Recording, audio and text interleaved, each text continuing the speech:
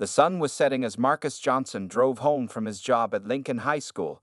He had spent the entire day teaching math to teenagers and grading papers during his lunch break. His dark blue sedan moved steadily through the quiet streets of Oakwood, a small suburb where he had lived for the past 5 years. Marcus was tired but satisfied with his day's work. At 34 years old, he had found his calling as a teacher, even though it wasn't the highest-paying job. What mattered to him was making a difference in young people's lives. As Marcus turned onto Maple Street, something caught his eye. An elderly woman was walking slowly on the sidewalk, carrying 2 heavy grocery bags. She seemed to be struggling with each step. Marcus slowed his car, watching her with concern. Suddenly, the woman's foot hit a patch of ice hidden beneath some fallen leaves. She lost her balance and fell hard onto the concrete sidewalk. Her groceries scattered everywhere, apples rolling into the street, a carton of eggs smashing open, and cans tumbling along the pavement. "Oh no," Marcus said out loud to himself. Without thinking twice, he pulled over to the curb and jumped out of his car. "Ma'am, are you okay?" he called as he rushed toward her. The woman tried to sit up, her face twisted in pain. She was small with silver hair pulled back in a neat bun, and she wore a beige coat that was now dirty from the fall. "I think so," she replied, her voice shaking. "Just my pride is hurt, and maybe my ankle." Marcus knelt beside her. "My name is Marcus. Let me help you." "I'm Elaine. Elaine Winters," she said, attempting a small smile despite her pain. Marcus gently helped her to a sitting position. "Can you move your ankle, Ms. Winters?" Elaine tried but winced. "It hurts quite a bit." "I think we should get that checked at the hospital," Marcus suggested. "Would you let me take you?" Elaine looked uncertain. "Oh, I don't want to be a bother. Maybe if you could just help me home." "It's no bother at all," Marcus insisted. "Better safe than sorry with injuries like this." As Marcus spoke, he noticed a few people watching from across the street, but no one else came to help. He began gathering Elaine's groceries, salvaging what hadn't been damaged. "My eggs are ruined," Elaine said with a sigh. "Don't worry about that now. We can replace eggs," Marcus replied kindly. After collecting her belongings, Marcus carefully helped Elaine to her feet. She couldn't put weight on her right ankle, so he supported her as they slowly made their way to his car. "I don't usually accept rides from strangers," Elaine admitted as Marcus helped her into the passenger seat. "That's very wise of you," Marcus said with a warm smile, "but today is a special case." As they drove to the emergency room, Elaine told Marcus she lived alone since her husband died 3 years ago. Her children lived in different states and visited when they could. "It's not so bad," she explained. "I've got my routines and my friends at church, but sometimes simple tasks like grocery shopping can be challenging." Marcus listened with genuine interest. Something about Elaine reminded him of his own grandmother who had raised him after his parents died in a car accident when he was just 8 years old. At the hospital entrance, Marcus parked in the emergency zone.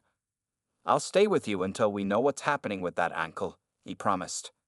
Elaine looked at him with grateful eyes. "Young man, they don't make many like you anymore. Thank you for stopping when others just drove by." Marcus smiled, not knowing that this chance meeting would change his life in ways he could never imagine. The emergency room was crowded that evening. Marcus sat beside Elaine in the waiting area, her ankle now swollen to twice its normal size.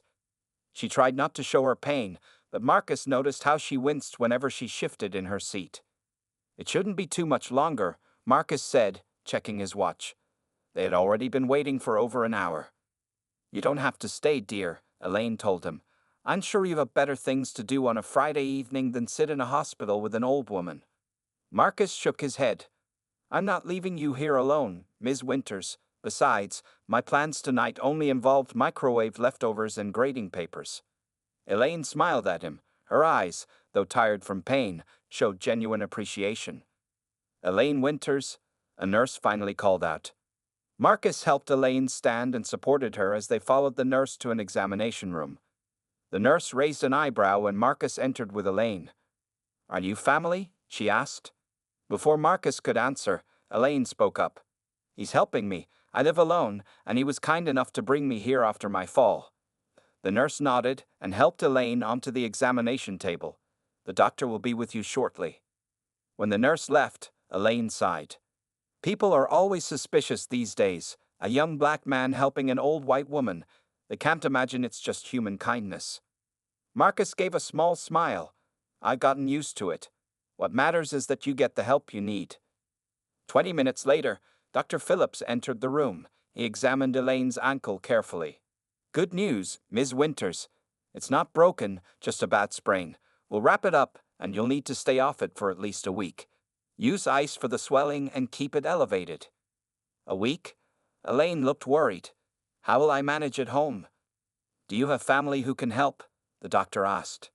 My son Richard lives in Chicago, and my daughter is in California, Elaine explained. I don't want to trouble them over a sprain. Marcus, who had been quietly standing in the corner, spoke up. I can check on her, doctor. I live nearby. Dr. Phillips looked relieved. That would be very helpful. She shouldn't be walking much, especially on stairs. After the doctor left, a nurse came in to wrap Elaine's ankle and gave her a pair of crutches. She practiced walking with them for a few minutes but struggled to keep her balance. These things are impossible, Elaine muttered in frustration. It takes practice, Marcus encouraged her. Let me help you to the car, and we'll figure things out from there. On the drive to Elaine's house, Marcus stopped at a pharmacy to fill her prescription for pain medication. When they arrived at her small, neat home on Cedar Lane, he was concerned about the 5 steps leading up to her front door. This won't be easy with crutches, he said, examining the situation. I can manage, Elaine insisted, but when she tried to use the crutches on the first step, she nearly fell again. Without asking, Marcus gently picked her up. I hope you don't mind, but this seems safer. Elaine was surprisingly light in his arms. My husband used to carry me over the threshold on special occasions, she said with a wistful smile. Never thought I'd be carried again at my age. Inside, Marcus helped Elaine to her couch and brought in her salvaged groceries from his car. Her home was tidy, but showed signs of age, with faded wallpaper and well-worn furniture. Can I make you some tea before I go? Marcus offered, noticing how exhausted Elaine looked. That would be lovely, she replied. The kettle is on the stove, and tea bags are in the cabinet above. As Marcus prepared the tea, he noticed the many framed photographs on Elaine's walls and shelves. Pictures of a full, long life with people who clearly loved her. He wondered if her family knew how alone she was now. Bringing her the tea, Marcus made a decision. Ms. Winters, if it's okay with you, I'd like to stop by tomorrow to see how you're doing. Maybe bring some groceries to replace what was lost. Elaine's eyes filled with tears. Why would you do that for a stranger? Marcus thought about his grandmother who had raised him with such care, because no one should have to face hard times alone. That night, Marcus couldn't sleep well. He kept thinking about Elaine alone in her house with a sprained ankle. Before leaving her home, he had made sure she had everything she needed within reach: water, medication, her phone, and the remote control. He had even moved a small side table closer to the couch where she planned to sleep. At 6 in the morning, he got up and made himself coffee. It was Saturday, so he didn't have to go to school. He decided to get some groceries for Elaine before checking on her. By 8 o'clock, Marcus stood in the supermarket with a shopping cart. He tried to remember what items had been damaged in Elaine's fall. Eggs for sure, and some apples. He wasn't certain about the rest, so he picked up basics like bread, milk, and some fresh fruits and vegetables. He also bought flowers, yellow daisies that seemed cheerful. When he arrived at Elaine's house at 9, he found her already awake, struggling to make her way to the kitchen with her crutches. Good morning, Miss Winters, Marcus called as he knocked on the open door. I brought some groceries and breakfast. Elaine turned, surprised but clearly pleased to see him. Marcus, you really came back. I wasn't sure if you would. I promised I would, he replied simply, carrying the bags to her kitchen counter. How did you sleep? Not very well, she admitted. This ankle kept throbbing, and these crutches are still giving me trouble. Marcus nodded sympathetically. It takes time to get used to them. Here, let me help you to the couch, and I'll make us some breakfast. As Marcus cooked eggs and toast in Elaine's kitchen, she called out to him. Tell me about yourself, Marcus. You know a bit about me, but I know almost nothing about you except that you're very kind. Marcus smiled as he flipped the eggs. Not much to tell. I teach math at Lincoln High School. I live about 10 minutes from here in a small apartment. No wife or kids yet? No girlfriend? Elaine asked. Marcus chuckled. Not currently. My last relationship ended about a year ago. We wanted different things in life. That happens, Elaine said wisely. My Richard, my husband, and I were lucky. 60 years together before he passed. Marcus brought 2 plates to the living room and sat in an armchair across from Elaine. 60 years is impressive.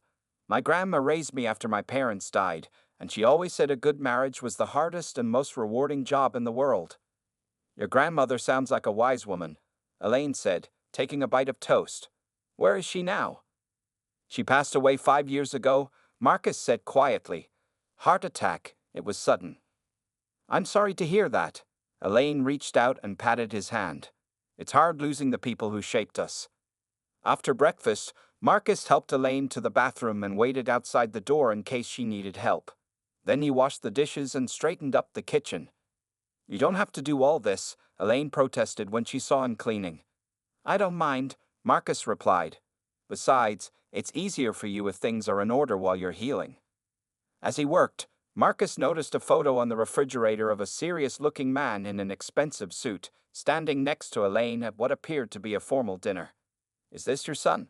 Marcus asked. Elaine nodded proudly. That's Richard, named after his father. He's a big businessman in Chicago. Very important people call him all the time. Marcus studied the photo. Richard Winters looked nothing like his friendly mother. His expression was stern, his posture stiff and formal. He looks very professional, Marcus said diplomatically. Elaine laughed. Oh, he can be quite serious, my Richard. Always focused on his business, but he has a good heart. He just doesn't show it easily. Marcus continued cleaning, finding more photos around the house. Elaine's daughter in California with her husband and 3 children. Richard with what appeared to be his wife at some charity event. An older photo of young Elaine with her husband in military uniform. Your husband served in the military? Marcus asked, pointing to the photo. Yes, the 75th Infantry Division during the Korean War, Elaine said with pride.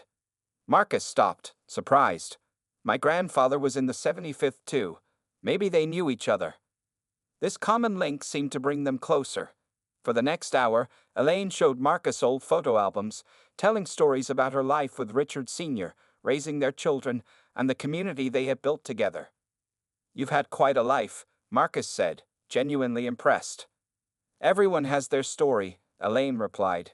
And now you're part of mine, Marcus Johnson, the kind man who stopped to help an old woman who fell. By early afternoon, Marcus noticed Elaine was getting tired. Her eyes would occasionally close for a few seconds before she caught herself and tried to continue their conversation. Her ankle also seemed to be bothering her more, as she shifted uncomfortably every few minutes. Miss Winters, I think you should rest for a while, Marcus suggested gently. Your body needs to heal. Elaine sighed. I suppose you're right. But I hate feeling so useless, just sitting here all day. You're not useless. You're recovering, Marcus corrected her. Let me help you get more comfortable before I go. As he adjusted pillows under her ankle to keep it elevated, Marcus had an idea. Do you have any books you'd like to read while resting? I could bring them to you. Actually, I was in the middle of a mystery novel. It's upstairs on my nightstand, Elaine said. But I can't ask you to go upstairs. That's too much. It's no trouble at all, Marcus assured her. He climbed the stairs to the 2nd floor and found Elaine's bedroom easily. It was neat and organized, with a floral bedspread and curtains that matched. On the nightstand was the book she mentioned, along with a pair of reading glasses and a framed wedding photo. As Marcus picked up the book, he noticed something concerning. The staircase was steep and narrow, with a wobbly handrail.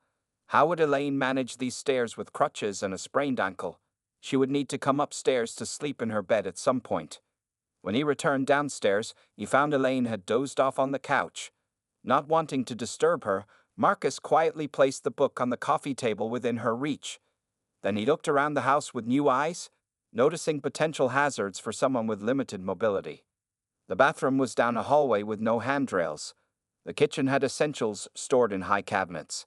Even the front door had those 5 troublesome steps with no proper railing. Marcus made a decision. He wrote a quick note explaining that he had stepped out but would return soon, and left it where Elaine would see it when she woke up. At the hardware store, Marcus bought a toolkit, some brackets, wood for handrails, and a few other supplies. When he returned to Elaine's house an hour later, she was just waking up. "Marcus, I thought you'd left," she said, looking confused. "I went to get some supplies," he explained, showing her the bags from the hardware store. "I noticed a few things around the house that might be dangerous while you're using crutches. With your permission, I'd like to make some small improvements." Elaine seemed surprised. "You want to fix things in my house? But why would you go to such trouble?" "Because it's the right thing to do," Marcus said simply. "The handrail on your stairs is loose, and there's nothing to hold onto in the hallway to the bathroom." Elaine's eyes grew moist. "You remind me of my husband. He was always fixing things too." "I'll take that as a yes," Marcus smiled. "I'll start with the front steps." For the next 3 hours, Marcus worked steadily. He installed a new, sturdy handrail on the front steps. He fixed the wobbly stair railing inside. He mounted a grab bar in the bathroom next to the toilet and another in the shower. He even rearranged items in the kitchen, moving everyday essentials to lower cabinets that Elaine could reach without stretching. "There," he said finally, wiping sweat from his brow. "That should make things easier for you until your ankle heals." Elaine watched him with amazement. "I don't know how to thank you, Marcus. My own son hasn't done this much for me in years." "Speaking of your son," Marcus said, washing his hands at the kitchen sink, "have you called him about your accident?" Elaine looked down. "No, Richard is always so busy with his important job. I didn't want to worry him over a simple sprain." "You would want to know," Marcus said gently. "Family should know when you need help." Elaine nodded slowly. "Perhaps you're right. I'll call him this evening." Before leaving, Marcus made sure Elaine had dinner. A simple soup he heated up from her freezer. He wrote down his phone number on a notepad and placed it by her telephone. "Call me if you need anything." "Anything at all," he insisted. "I'll stop by tomorrow after church to check on you." As Marcus drove home that evening, he felt a satisfaction deeper than he had experienced in a long time. Teaching was rewarding, but there was something special about directly helping someone in need. He wondered about Elaine's son Richard, the serious-looking businessman from Chicago. Would he come to help his mother? Or was he truly too busy with his important job? Little did Marcus know that his kindness had set in motion events that would soon change his life. Sunday morning came with clear skies and bright sunshine. Marcus attended the 9 a.m. service at Hope Community Church as he did most Sundays. During the sermon about helping neighbors in need, he thought about Elaine and smiled to himself. After the service, he picked up some fresh sandwiches from the deli and drove to Elaine's house. When he arrived, he was surprised to see a shiny black luxury car parked in the driveway. It wasn't there yesterday, and it certainly wasn't Elaine's old blue sedan he had noticed in her garage. "Visitor," Marcus murmured to himself as he parked on the street. He grabbed the bag with sandwiches and walked up the steps, noticing with satisfaction how sturdy his new handrail felt. He knocked on the door, and after a moment, heard Elaine's voice call out, "Come in, it's open." Marcus stepped inside and found Elaine sitting on her couch, looking much better than yesterday. She was dressed in a nice blouse instead of the robe she had worn the day before, and her hair was neatly combed. But what caught Marcus's attention was the tall man standing by the fireplace, studying the family photos on the mantel. The man turned when Marcus entered. He was around 50 years old, with salt and pepper hair, and wearing an expensive-looking suit that seemed out of place in Elaine's modest living room. Marcus recognized him immediately from the photos. Richard Winters, Elaine's son. "Marcus," Elaine said brightly. "I was hoping you'd stop by today. This is my son, Richard. He flew in from Chicago this morning." Richard stepped forward, his expression serious as he extended his hand. "Richard Winters, I understand you've been helping my mother." Marcus shook his hand firmly. "Marcus Johnson, nice to meet you, sir. I just brought some lunch," he added, holding up the deli bag. "How thoughtful," Elaine said. "Richard hasn't eaten yet either. Why don't we all have lunch together?" Richard gave his mother a quick glance before nodding. "That would be fine." There was an awkward tension in the air as Marcus helped set up lunch at the small dining table. Richard watched his every move with careful eyes, saying little. Finally, as they sat down to eat, Richard broke the silence. "Mother tells me you're a teacher." "Yes," Math at Lincoln High, Marcus replied. I've been teaching for 8 years now. And you just happened to be driving by when my mother fell. Richard's tone wasn't exactly suspicious, but it wasn't entirely friendly either. Marcus met his gaze steadily. Yes, right place, right time, I guess. Richard, Elaine scolded gently. Marcus has been a godsend. Look at all the work he did yesterday to make the house safer for me. Richard looked around, noticing the new handrails and other modifications. Yes, I see that. Very thorough of you, Mr. Johnson. Marcus felt uncomfortable under Richard's scrutiny, but kept his composure. Anyone would have done the same. No, Richard said flatly. They wouldn't have. Most people would have called an ambulance at most and gone on their way. You went far beyond that. Marcus wasn't sure if this was criticism or praise.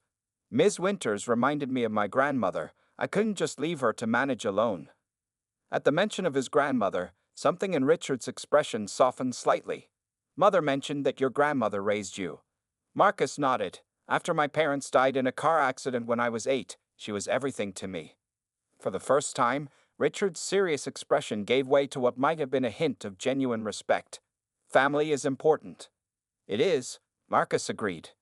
As they continued eating, the conversation became slightly less strained. Richard asked about Lincoln High, and Marcus learned that Richard was CEO of Winters Educational Foundation, a major nonprofit that funded educational initiatives across the Midwest. We're always looking for dedicated educators to consult on our programs, Richard mentioned, almost casually. Before Marcus could respond, the doorbell rang. That must be Nancy from next door, Elaine said. She promised to bring over some of her famous apple pie. Richard stood up. I'll get it, Mother. You stay off that ankle. As Richard left the room, Elaine leaned toward Marcus with a twinkle in her eye. He seems stern, but he has a good heart. He canceled 3 important meetings to fly here after I called him last night. Marcus smiled, beginning to see a different side to the serious businessman. Family first, right? Exactly, Elaine said, patting his hand. And sometimes, Marcus, family is what you make it. After lunch, while Elaine rested on the couch, Richard invited Marcus to step outside onto the front porch. The afternoon sun warmed the wooden steps where they sat, Richard loosening his tie slightly in the heat. I want to thank you properly for helping my mother, Richard began, his voice more relaxed than it had been inside. When she called me last night and told me what happened, and everything you've done, I could hardly believe it. Marcus shrugged. Like I said, anyone would have helped. No, they wouldn't have, Richard insisted. I've been thinking about what you said about your grandmother. My father died 3 years ago, and I promised him I'd look after Mom. But with my work in Chicago... He paused, looking troubled. You can't be everywhere at once, Marcus offered. Richard nodded. Still, I should visit more often. When Mom called about her fall, I realized how vulnerable she is here alone. He looked directly at Marcus. You must think I'm a terrible son. Not at all, Marcus said honestly. Ms. Winters speaks very highly of you. She's proud of your success. Richard smiled slightly. She would never complain, even if she needed help. He took a deep breath. Mr. Johnson, Marcus, I have a proposition for you. Marcus raised his eyebrows, curious. As I mentioned, I run the Winters Educational Foundation. We fund innovative educational programs throughout the Midwest. Our mission is to bring quality education to underserved communities. Marcus nodded. That's admirable work. Recently, we've been developing a new initiative focused right here in the city. We're creating a program to support struggling students in disadvantaged neighborhoods, providing after-school tutoring, mentorship, and resources. Sounds like something that's badly needed, Marcus said. As a teacher, he knew how many students fell through the cracks due to lack of support outside school hours. The thing is, Richard continued, we need someone to lead this initiative. Someone who understands education from the inside, who has classroom experience, and who genuinely cares about helping others. Marcus suddenly realized where this conversation was heading. And you're thinking? I'm thinking you might be perfect for the position, Richard confirmed. The way you've helped my mother shows your character. Your teaching background gives you the professional experience. And frankly, Marcus, we need people who understand the communities we're trying to serve. Marcus was stunned. I I don't know what to say. Say you'll think about it, Richard said. The position would start at $85,000 annually. I assume that's considerably more than your teaching salary. You'd have a budget for programs and staff. More importantly, you'd have the chance to impact hundreds, maybe thousands of students across the city. Marcus's mind was racing. The salary alone was almost double what he made teaching. But more than that, the opportunity to help students on a larger scale was something he had always dreamed about. This seems too good to be true, Marcus said cautiously. You just met me. Richard smiled, more warmly than before. I'm a good judge of character, Marcus. It's how I built my business. Besides, I did some checking this morning. Your principal at Lincoln High speaks very highly of you. Says you're the kind of teacher who stays late to help struggling students and spends your own money on classroom supplies. Marcus was surprised. You called my principal on a Sunday? As I said, I'm thorough, Richard replied. When it comes to who will work with children and handle foundation money, I need to be certain. From inside the house, they heard Elaine calling for Richard. Think about it, Richard said, standing up. No need to decide today. I'll be in town until Wednesday. He handed Marcus a business card. Call me if you have questions. As Richard went inside to help his mother, Marcus remained on the porch, turning the card over in his hands. Just 3 days ago, he had been driving home from school, a routine Friday with nothing unusual about it. Now, because he had stopped to help an elderly woman who fell, his entire future might be changing. Like a movie, Marcus whispered to himself, hardly believing what was happening. But unlike the movies, this was his real life, with a very real decision to make. Monday morning arrived with the shrill sound of Marcus's alarm clock. He had barely slept, his mind constantly returning to Richard's unexpected job offer. Teaching was all he had known for 8 years. Could he really walk away from his classroom? Would he be good at running a foundation program? These questions had kept him tossing and turning all night. As he drove to Lincoln High School, the familiar brick building came into view. Students were already gathering outside, some laughing, others half asleep. Marcus parked in his usual spot and gathered his materials for the day. Before getting out of his car, he took a deep breath and touched Richard's business card in his pocket. One day at a time, he murmured to himself. During his first period class, Marcus found it difficult to focus. While the students worked on practice problems, his thoughts drifted to what his life might be like working for the Winters Foundation. No more grading endless papers. No more fighting with administration over limited resources. Instead, he could be the one providing those resources to teachers like himself. Mr. Johnson? A student's voice pulled him back to reality. I'm stuck on number 7. Marcus smiled and went to help. This was what he loved, the moment when understanding dawned on a student's face after struggling with a difficult concept.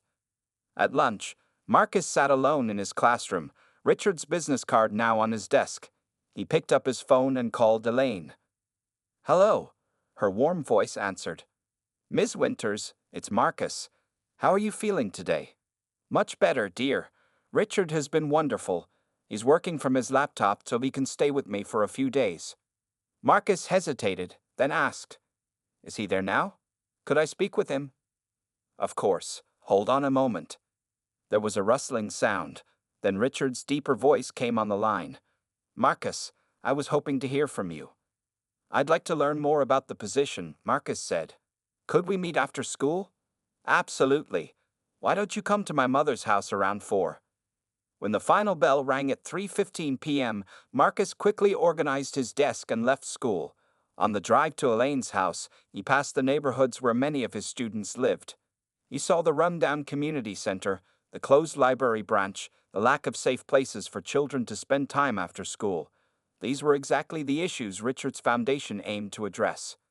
Richard was waiting on the front porch when Marcus arrived. He had traded his formal suit for khakis and a button-down shirt, making him look less intimidating than yesterday. Mom's taking a nap, Richard explained as they sat down. Her ankle is much better today. For the next hour, Richard outlined his vision for the new program. It would start in 3 neighborhoods, eventually expanding to 10. There would be tutoring centers, mentorship programs, college preparation assistants, and family support services.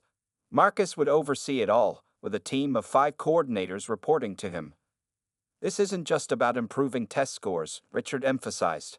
It's about changing trajectories, giving kids options they might never see otherwise. Marcus nodded. That's always been my goal as a teacher. But honestly, Richard, I'm not sure I have the experience to run something this big. Richard leaned forward.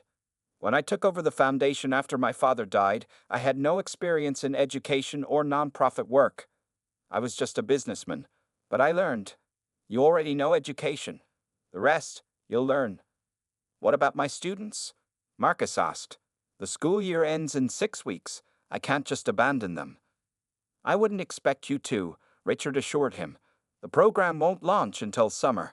You can finish the school year, help us plan during the summer, and start full-time in August. Marcus felt a weight lift from his shoulders. He could honor his commitment to his students while preparing for this new chapter.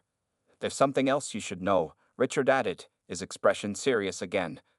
This position will put you in the public eye. You'll be speaking at events, meeting with community leaders and donors. Your work and your life will be scrutinized.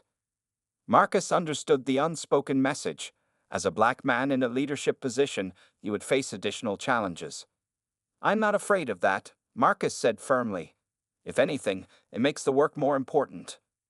Richard smiled with genuine respect. Then I think we have our answer, do we, Marcus? Looking out at the neighborhood he had known his whole life, Marcus made his decision. Yes, he said, extending his hand. I'll do it. As they shook hands, Marcus couldn't help but marvel at how a simple act of kindness, stopping to help an elderly woman, had opened a door he never knew existed. 6 months later, on a bright September afternoon, Marcus stood on a small stage set up outside the newly renovated Morrison Community Center. A crowd of almost 200 people filled the chairs and spilled onto the surrounding lawn. Colorful balloons decorated the area, and a large banner read, Grand Opening, Winters Foundation Community Success Center. Marcus adjusted his tie nervously. He had spoken to crowds before, but never one this important. In the front row sat Elaine, her ankle fully healed now, beaming with pride. Next to her was Richard, looking as serious as ever in his expensive suit, though Marcus had learned that this seriousness masked a deeply compassionate heart. Also in the audience were many of Marcus's former students and colleagues from Lincoln High, community leaders, donors to the foundation, and, most importantly, families from the neighborhood who would benefit from the new center's programs. Good afternoon, everyone, Marcus began, his voice strong despite his nerves. 6 months ago, I was just a math teacher driving home from school. I had no idea that a simple decision to stop and help someone would change not only my life, but potentially the lives of many young people in our community. He looked at Elaine, who nodded encouragingly. Miss Elaine Winters was a stranger when I helped her after a fall. Today, she's like family to me. Her son Richard was a stranger when he showed up at my door. Today, he's my mentor and friend. Marcus gestured to the building behind him. This center is just the first of 5 that will open across our city.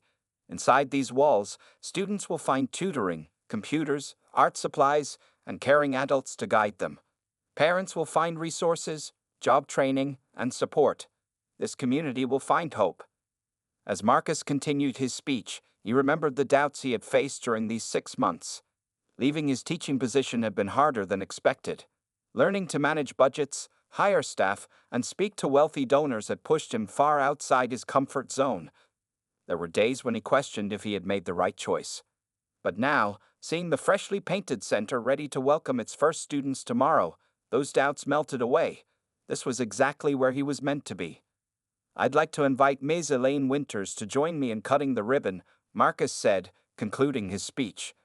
Without her, and her unfortunate fall on an icy sidewalk, none of us would be here today.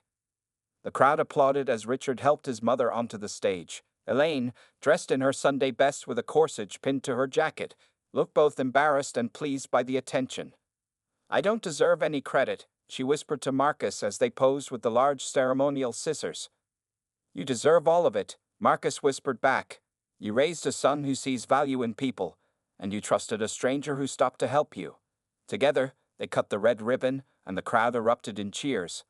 As people began moving toward the center for tours and refreshments, Richard joined them on stage. Congratulations, Marcus, he said, shaking his hand firmly. Father would have been proud to see his foundation making this kind of impact. Thank you for taking a chance on me, Marcus replied. It wasn't a chance, Richard corrected him. It was an investment, the best one I've made in years.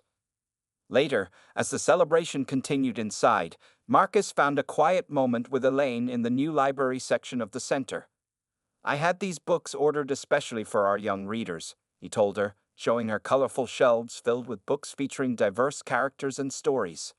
Elaine smiled, touching the books gently. You know, Marcus, when I fell that day, I was so embarrassed. An old woman who couldn't even carry her own groceries without falling down. I felt useless. You were never useless, Marcus said. No, but I felt that way, she continued. I never imagined that my accident would lead to all this. She gestured around the bright, welcoming space. It makes me think that sometimes what seems like our worst moments can lead to something wonderful. Marcus nodded, thinking about how true that was. A fall on an icy sidewalk. A stranger stopping to help. A sun showing up at a door. Small moments that had changed everything. Outside the window, you could see children already gathering, peering curiously into the center, eager for it to officially open tomorrow. Their futures were a little brighter now, their paths a little clearer, all because he had made a simple choice to stop and help someone in need. Sometimes, Marcus said, the smallest decisions are the ones that change our lives forever.